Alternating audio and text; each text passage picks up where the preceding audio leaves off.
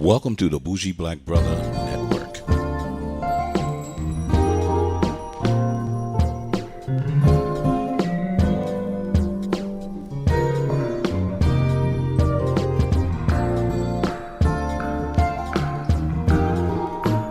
Good evening and welcome to Rethink Politics, Repo, our political podcast on what's going on in the political world.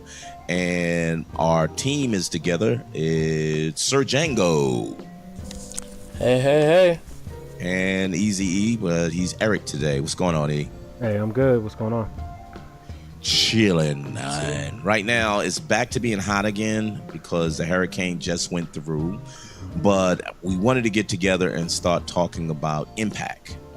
What is the impact of natural disasters, the response by the government, local and federal, and what is the next steps going forward? Because this seems like one of the worst seasons of natural disasters around the country, you know, and we'll even talk about the Mexico earthquake because they just had two within less than 2 weeks. Right.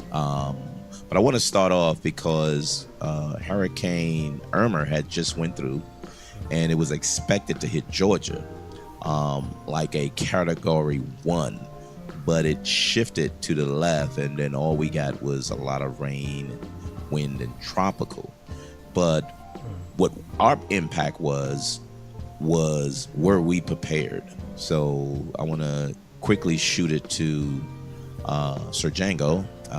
Slash Chaz. Yep. So we talked about it in the last podcast, and what was funny about that was the last question I kind of threw out to everybody was, what are you going to do? Are you going to help someone else? Are you looking to say reach out? But it's funny that it was just headed to us, so it wasn't like we can help anybody. We had to kind of help ourselves. So what is your actions and what did you prepare for that, Chaz? All right, so it was going to hit, in the course of all days, it came on Monday, September 11th. So the Sunday before, the only thing I was really worried about was debris because there's going to be winds and gusts up to 60 miles per hour. Right.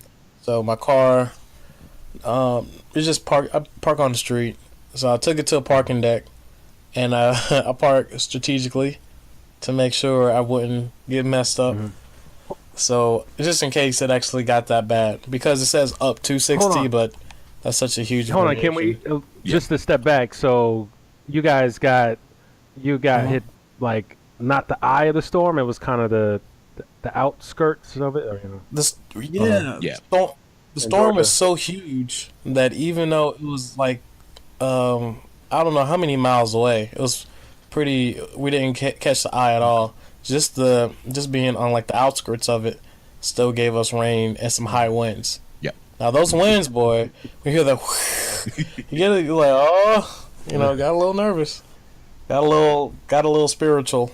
Yep. Was it spiritual song? They sing the songs. Yep. Like, oh Lordy. Yeah. So it wasn't strong enough for you to have to board up your windows or anything like that. That's 100 miles an hour. No, but what was interesting was we had power down in certain counties for days. Yeah. For days. So we didn't have, high winds, it threw some things around, trees was like, okay, get back on. So my job had to actually shut down because the power in the whole area surrounding DeKalb County where my job was all electrical was shut down. Yeah. So they couldn't even come in on Monday. And we was boarding up everything on Sunday before that. I never understood how so much power can just go out for so many people. I wonder if there's I see it in developing countries, but are we still have wires on high towers everywhere? I mean, you have we have overhead. Yeah, but you would think nowadays in 2017 that there would be an upgrade in infrastructure where you would start, having, cords underground, and obviously you would have the transporter, on the surface, but to have towers everywhere. I'm not talking about those huge towers that you see, the metal ones. I'm talking about the ones in the neighborhoods, the ones that are falling over Right. that are dangerous during storms. That almost seems like it's outdated. You would think that, nowadays, at least in this country, they would start moving towards underground, because I'm starting to see that more and more in newer developments. Not sure how it is in Georgia. I'm sure it's the same way, but I just, So that's a good insight though, because I look at it like this. I look at it that they're looking to run fiber optics underground. They're looking to do better internet service, but the true cost of your electrical lines, that's state and local ran, and they don't want to put that money invested in it because it's kind of like they get no return on it. Yeah. So why would they? Or bother? like the Well, it's probability. Yeah. For depending on where you live, what's the probability that we'll have down lines, and how fast can we get them back versus can we eliminate whether we get strong, severe weather or not. We can eliminate it, but like you said, there'll be no, what's the return on investment, assuming that it's like in Georgia Power is run like it's not non for profit, it's for profit. Right. So that's again, that's a question of what's the role of government? Should government be a utility?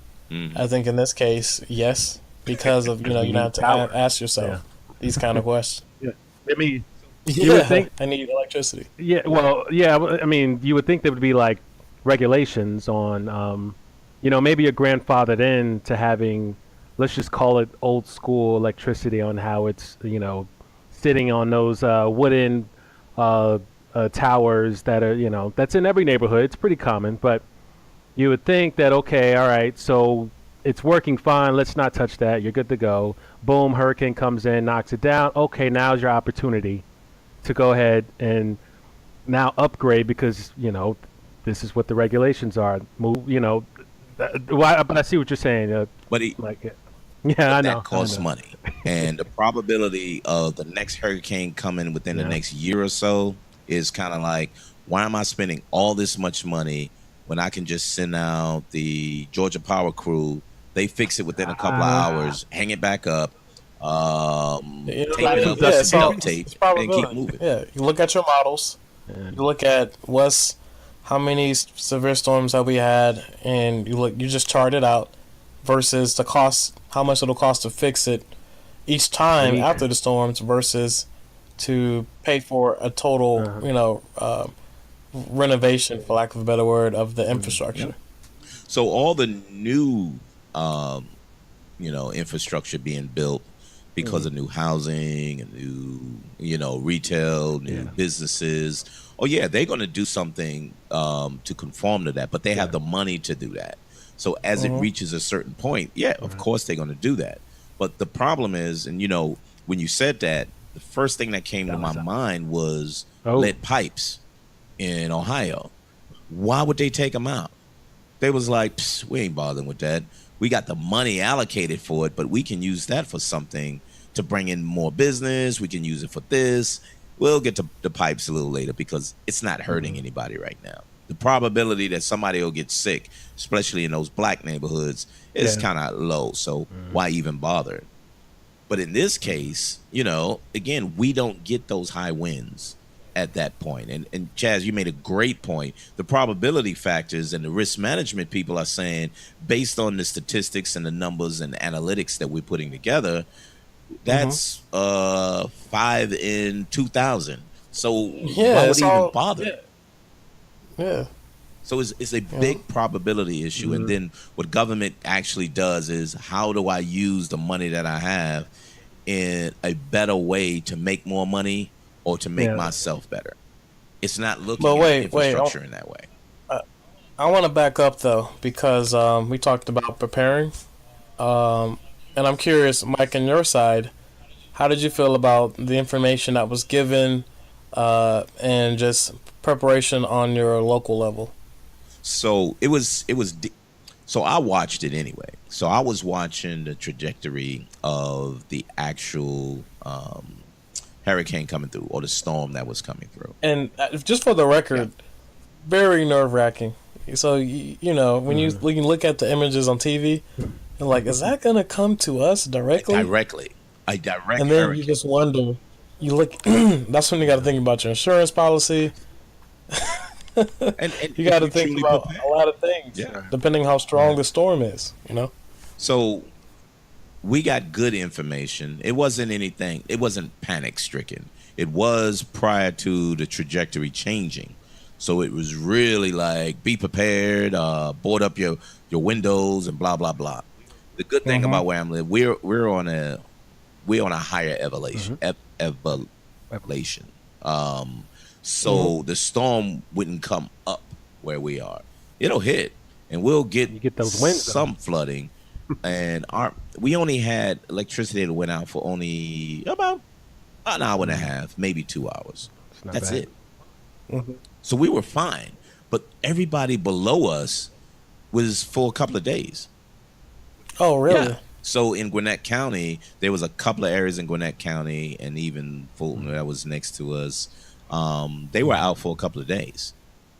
So in our area, because of the elevation, we were in a good position, but preparation wise, we was pretty good.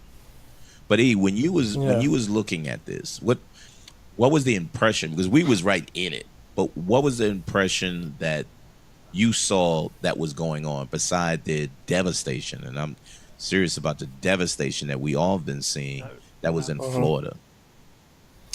Are you saying in terms of it coming to Atlanta? Yes. So usually, like for example, we were talking about it too, Chaz. We was looking at what was going on in Florida from a distance. We're looking at it, but from a distance, ease up in DC in the DMV area, and it wasn't hitting that way, but you still had that circling. What is that, Jose? Circling out on the coast and looking at what you saw here and what was in Florida. Did you hear anything like prepare yourself, or was it like, wow, that's just fucked up? I'd be lying if I'd said, no, I'm just kidding. Honestly, we were watching it. It's all over the news, just to be honest. It was everywhere. So it wasn't like it was an afterthought out here. We were watching the same things you guys were watching, even on our local news. So what was going on was, as it was hitting Florida, it hit me like, oh, this is about to hit Georgia. It was going west, which is crazy. Like, I've never seen any storm just go left or just go west. That I saw that, and then how the currents were. They go from west to east. So I'm kind of thinking, oh, this is about to hit us. But they explain how it will take like 3 days, and then on Sunday it hits you guys in Georgia, and then it'll turn into a tropical, and then it just becomes spread apart. And it just becomes a bunch of storms that we get. So we didn't get anything, and we weren't projected as it was moving to get any part of the storm. It was really just going to turn to regular thunderstorms, severe thunderstorms at the worst. So it wasn't until before it hit Florida where we were getting news, well, hey, you need to get ready because it can go up the East Coast, where it actually went a little further west. So we didn't get it exactly the way, they were somewhat projecting it to possibly come our way. So the percentages are pretty low that we would get anything close to what you guys got. But in terms of evacuation and preparation, we honestly didn't get it. There wasn't any kind of announcement, a public announcement or anything. It was more of a just pay attention and news alerts hitting us. So, once it hit Georgia, I didn't hear much about it after that, because that's pretty much when it started breaking apart. So I want to flip real quick to what I heard this morning, which is the Red Cross.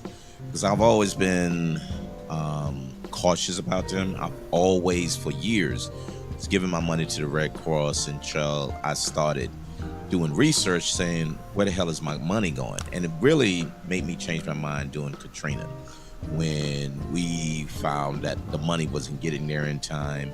And then when Haiti found out that it was like 25 to 35% was administrative cost. And right now we hearing even in Florida that the people who supposed got the money $400 to get themselves together. It still haven't gotten to them, and now they say they're over. It was inundated with calls and everything. And I'm wondering, do you have your trust in these organizations that's supportive of the government? I still haven't heard anything what FEMA is doing. It seems as though they're keeping that low key. I tried to do some research to find what they're really doing and what's the word, but I just haven't had anything. Have y'all heard anything in reference to those two subjects, the Red Cross or FEMA? The only thing I've heard about FEMA was how they were going to lose money. They were running out of money after Harvey, and then which one was first? Was it Irma? I think it was Harvey, and then it was Irma. That's right. After Harvey hit, all I kept hearing about was how FEMA was running out of money because Trump's administration was taking money away. I think it was FEMA was probably just asking the government for as much money as possible, while I'm sure the Red Cross was just trying to just get as much money as they can, because hurricane after hurricane. So I'm not sure what they were doing nationally or even internationally. Yeah, I feel like the same thing, and I've always just been suspicious of the Red Cross and Window Warriors. I think they've had bad press in the last couple of years, so I'm just suspicious. Yeah, I'm not really comfortable with them, and I'm looking, and I think we spoke to it again at the last podcast. Was I'm looking for organizations who are just helping outside of the Red Cross, because I had a couple of people who was actually driving trucks down there to Houston, and there was a lot of my friends or people who I was associated with that were getting stuff together for them.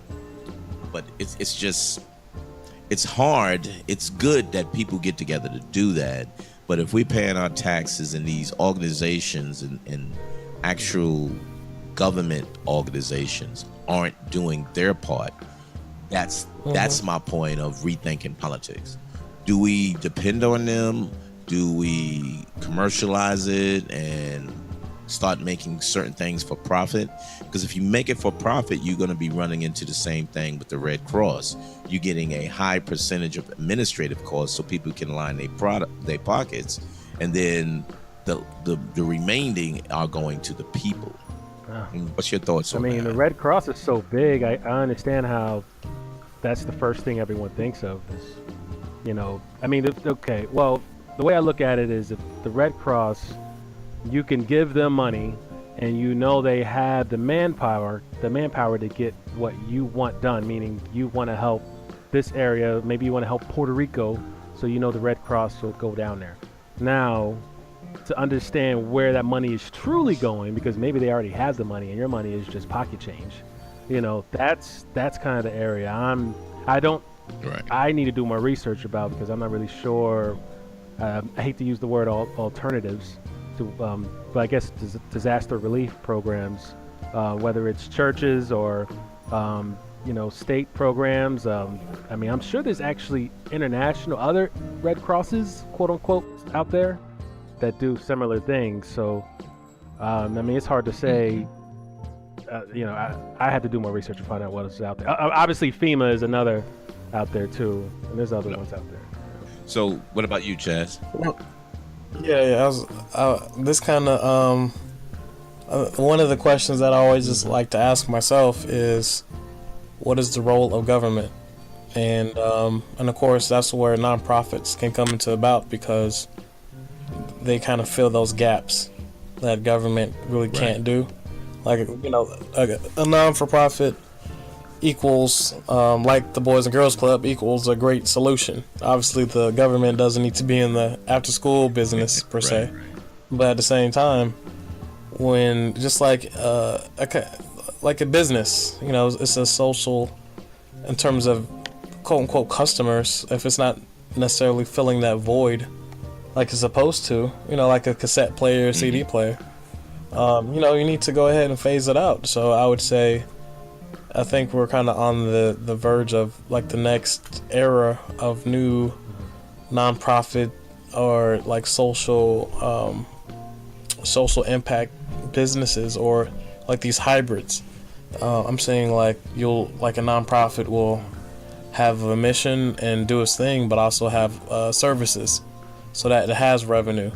So I think when you have more so maybe a more self-sustaining business model, I think that's more people are more apt to give it a second look and say, okay, you're not just 100% dependent on donations. You're doing You have something. another support, organization other than that. And because right, because you're providing a service, that's you can assume, okay, there's going to be some talent there, some this or that, versus people just sitting up, and that's basically creating the admin fees, just creating huge salaries, lavish parties, and et cetera, et cetera. So the short answer is, long term, in the next couple of years, I think we're going to see new models come out of the nonprofit space slash social, like businesses kind of moving towards the social impact. So kind of like a cross pollination between the two.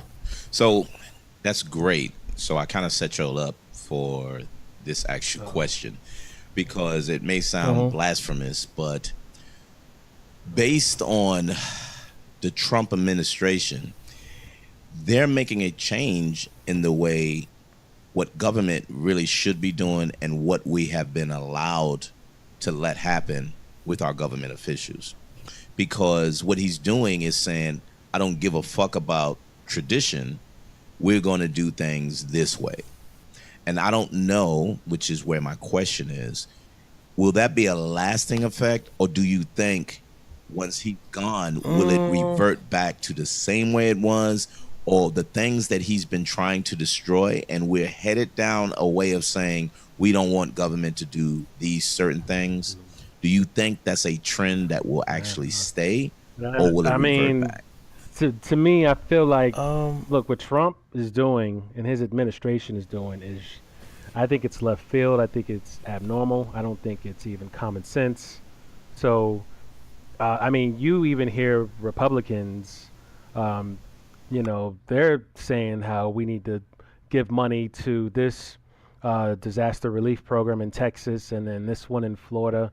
But then you have the Trump administration not saying a word really about giving FEMA more money. So that the feeling seems like this is not normal. And yes, I do think it will go back to normal, whether it's a red or blue, president or whoever wins the presidency. But it just feels like Trump is one of those situations where he's just trying to make his base happy. So he's trying to put the money where it feels best. You know what I'm saying? So now is the right time to say, okay, here you go, FEMA, since you're asking for the money. But, when it's wintertime and they don't need it because there's no hurricanes or anything devastating going on, you're not going to hear.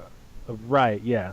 So I think he's more reactive rather than pull it back. Proactive, or even thinking ahead when he's doing a lot of his decision making. And I feel like that's not what a president's supposed to do, and that's exactly what he is doing now. Yeah. No, so I agree with that. That's not what a president should do. But Chaz? Yeah, I think I agree in a nutshell. The only thing I wanted to add, or the only caveat I'm thinking of, is for the question is, what impact will it make to government? But obviously there's so many layers of government, city council, mayor, state level, and Congress, Senate, president, whatever the case. So for the federal government, I'm kind of thinking of like an analogy of almost like a phase, whereas like like the analogy is Obama was the ex that we want back. So like now we're dating the biker guy with the tattoos, the bad guy, but we realize this might be a mistake. So now we're out of this phase and we're gonna go back. You know what I'm saying? So on the White House level, that's what I'm thinking. Local politics kind of remains to be seen. There's a lot of races going on, and Um, I don't think that's really impacting it. I just think it's firing up Right. both sides. But we did see. Do you guys remember the Yeah. dude who Yep. the rich guy who's running in Montana somewhere who punched yeah. a reporter? Yeah, and he he's still won. So, kind of to your point of like different social norms. You know what I mean? Like below a certain level. I think that's it kind of remains to be seen because Kid Rock. It's crazy to say that Kid Rock is going to run and has a great chance of winning now. Yeah. You know what I mean? because of his notoriety and his he's his he's toxic Stand him. He just, actual fucking dialogue. You know what I mean? Like just the idea of Trump. I feel like Trump just plays a role. I think he's actually just like a jackass. You know what I'm saying? Like an actual, like he just hates. I mean, if you listen to his quotes or you just go through and understand his message, it's anti, like, diversity. It's anti Obama. It's anti. Yeah, Kid Rock. Yeah, I mean the stuff that I'm hearing, that I've heard, and correct me if I'm wrong, no, but yeah. I mean, no. It's funny because Kid Rock started off Yeah, rapping. he sure did. Yep. And was rapping with the flag. You know what I mean? And maybe they converted him. I don't know. yeah, so what a hill turn. So They converted. this is where I was going with that, because if you're seeing the Republicans were trying to hold out and not giving in, they were saying, well, we'll give in to everything that Trump has. But now that he's going rogue on any and everything, they're concerned that, one, they won't get elected. Two, there's certain things that the government should be doing together, bipartisan. And a little of that is happening. And they show that the president can go to the side that he wants to. So they're left holding the bag, because now with this immigration thing, he's turned to the Democrats and said, hey, let's put up a deal together so we can get these people to stay. The dream people. Yeah, that's crazy. Totally crazy. But here's where I wanted to go back, because prior to probably around the Reagan first Bush administration, you had a lot of bipartisan bills that went through without any problems, because they knew what the nation needed. They didn't get into their little groups and just say, if it's Democrat, I'm totally against it, and we all going to have to be against it.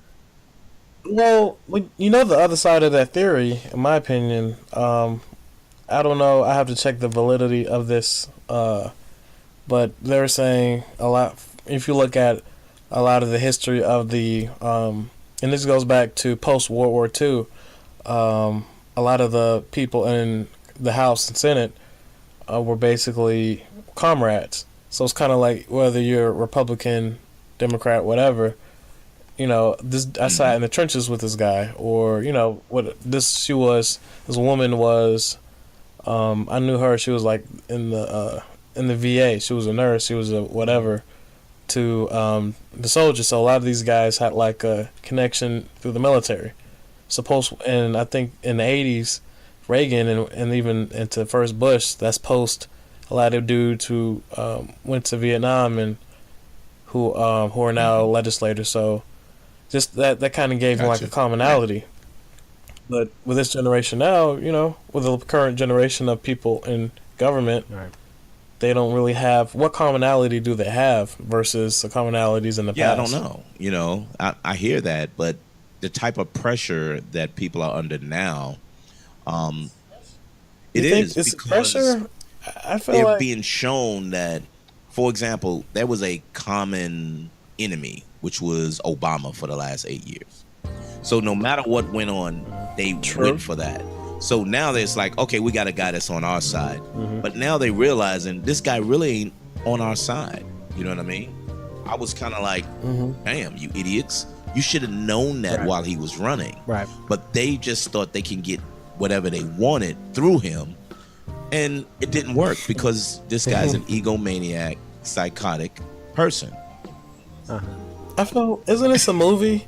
Isn't there a movie where like a bunch of like corrupt like businessmen?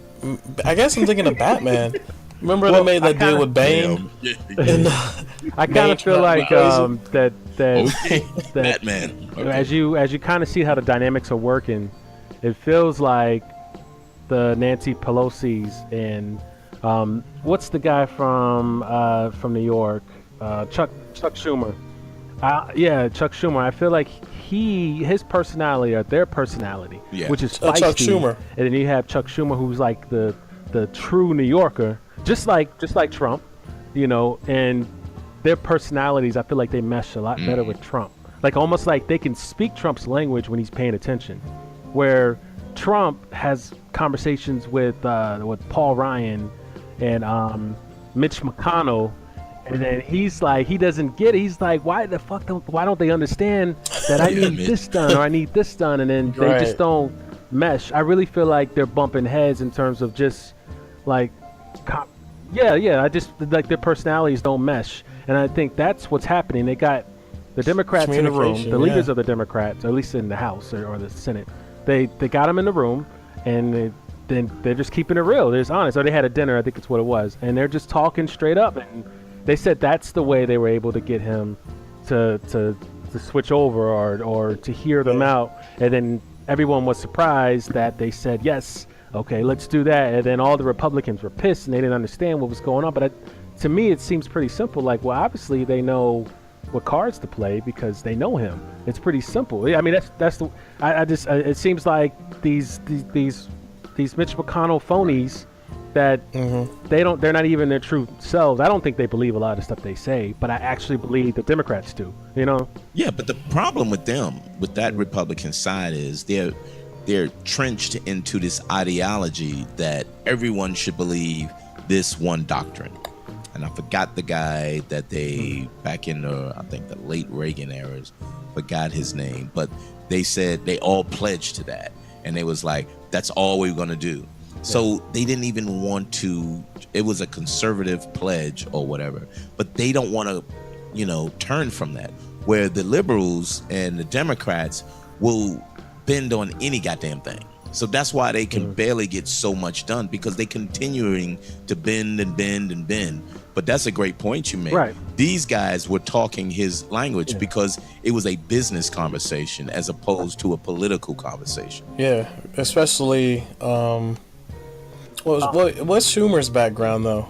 What is he was from Something business like Bloomberg? No, I Bloomberg? don't know about Schumer. I think he was one of those guys who's been there for a while, but I don't have it. Yeah, I heard on I was listening to some podcasts, some other ones, like the New York Times one that I always mention. Apparently, he did some business with Trump back in the day, and they, like, when I say back in the day, these guys are a lot older now, but they're New Yorkers. Yeah, I mean, I feel like when you're a millionaire or above, back in the 80s. you kind of have your own little, fraternity that you can circle you can go to. But they've done some business before, true. so it's easy. Like, he just knew how to talk to them. He can read Trump. That was not a problem. And Nancy Pelosi's already kind of. I don't think they had any history, but she's kind of feisty in her own way. I don't know if I get down with her necessarily on how she does it, but it doesn't matter. She's honest. At least hope you are. But anyway, I think the history is they just kind of have that New York vibe, and they kind of, Mike knows. So Chuck's background was always political. He was in the New York State Assembly early in his career, and then he was a congressman before he actually became a senator. So he transitioned from Congress, from a congressman from the House of Representatives to the Senate. So he's always been that New York guy that kind of just worked his way up, and so he has some cachet that he can use for all types of things. So to your point, with him Trump doing real estate in New York, and he's being that part of the New York State Assembly, they probably was shaking hands on a lot of shit, because think about it, most of these politicians had their hands out for him anyway, because he was a millionaire donating to their campaign. Especially being from New York. Now, I mean, if you want to get that high building, because they have regulations on how high these buildings are. I'm sure you could just shake a hand. Yeah, gotta clear that Yeah, look, airspace. I'm trying to get this $1 million building over here. I got this other one coming in. I can build this block up for you if you can give me this one and this, over in Queens or something. Man, I don't know. So that's easy. Yeah. And go ahead and throw out that discrimination lawsuit. Because I'm gonna put some condos in, and I'll give you a top shelf. Yeah, I just don't like renting to people named Keisha and Tyrone. I don't. But one thing I do want to talk about though, on the topic of Democrats, we gotta. So the state of the Democratic Party now. This is post release of Hillary's book, and then Bernie with his single payer system.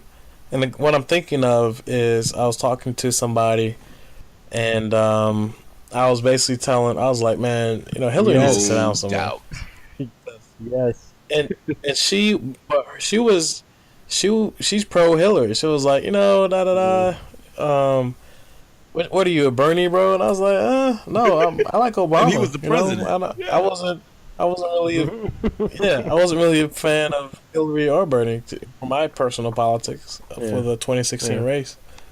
I ended up voting for Hillary, but but it was right. But I'm just thinking now. Her reaction to that just kind of was interesting to me because she works in politics, but I'm sure there's a lot of Hillary people who feel like Hillary's being marginalized. But at the same time, you have a lot of Democrats and even Republicans who's like, well, independents, I should say. It was like, Hillary, bro, you take the L and sit down. Like the analogy is, imagine the Atlanta Falcons let the Patriots come back and beat them, and then write a book about it. And man, I should have, we should have won the game. And the Patriots are cheaters. Patriots, cheaters. Deflate Gate. You know what I mean? So I'm just kind of like, I agree. Yeah. And that's what bothers me because you lost, and we don't even know why you lost. But right now, just help out. If anything, help them with the damn Russian investigation. Go behind closed doors, so when it comes out and they find out something was there, then you can talk shit. But right now, you're just a sore loser. Because Gore didn't even do that. He went into hiding and started working on the internet. You know what I mean? Yeah. Well, what about Bernie's single payer thing? I mean, there's talk, quote unquote, of you have the moderates who are kind of whatever for it, then the progressive wing who want to go, for a more progressive healthcare push. Is this an issue really, or what do you think will happen with this bill? So he took advantage of the opportunity that the Affordable Care Act failed, and they didn't have anything to come up. So he was like, if y'all don't have anything, let's just bring up what I've been talking about. Hold on, let me do the voice. The Republicans, they have nothing. I have a bill. I can't help it. So he took advantage of that. So is it worthy coming out and trying to bring it up? No, but why not? Well, yes, it is. I'm not going to say no. Yes, it is, because why not? Yeah, I mean you're right. That's why I had to say don't say no. Why not? Because if you don't have a plan and the only viable plan has been created, and you really can't come up with anything more than that, it might be viable. If the whole the world has something similar to that, you know what's interesting why the fuck about would we that? Not try to do that. When he put it out there, then of course you need people to sign it or to follow it or support it, whatever the word is in politics. But the names that were coming up, they were saying how, at least on the news, the Democrats that were popping up were potential presidential candidates for 2020. Really? So they're saying when you do that, this is the perfect opportunity to put your name on something that most likely won't even go through, but to say that you did it. It's easy to follow, and you take Bernie's supporters. So you can use that down the road easily. So, so the first. Big time. Right, it's always politics, yes. So the first is, what was interesting is the first person was Kamala Harris, the woman from Cali. Right. Yeah, Yeah.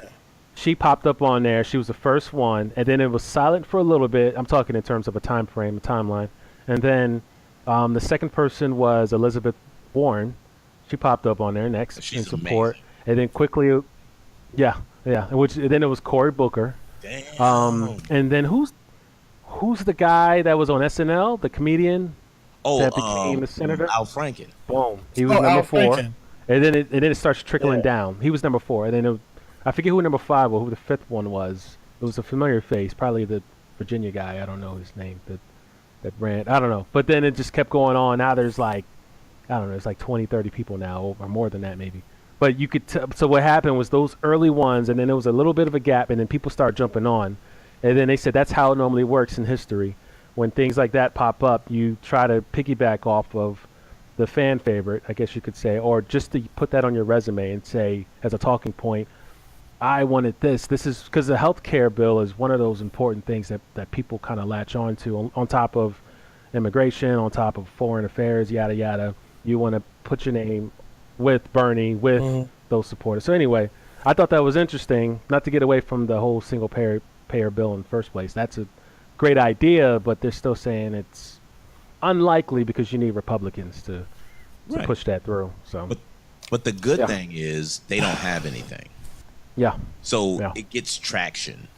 And even if it eventually fails, it gets traction. And to your point, if you got these high profile politicians that's ready to run within the next 3.5 years, they got something that they can say, well, we tried for you. But when I start running, we're going to change everything that Trump did. So they're going to do the opposite of what the Republicans said when Obama left. We're going to change everything. We're going to reverse everything that Trump has done. And that's what they can run on. Because if they can run on that, even the Trump supporters who didn't get what they wanted, but realized what they wanted was what they had, they're going to start listening to it. And it's not as long as it's not a black guy, I think they'll be fine. I mean, they got Herman Cain and the HUD guy. Yeah, but he's a buffoon. And Oh my The god. urban guy. coon alert. So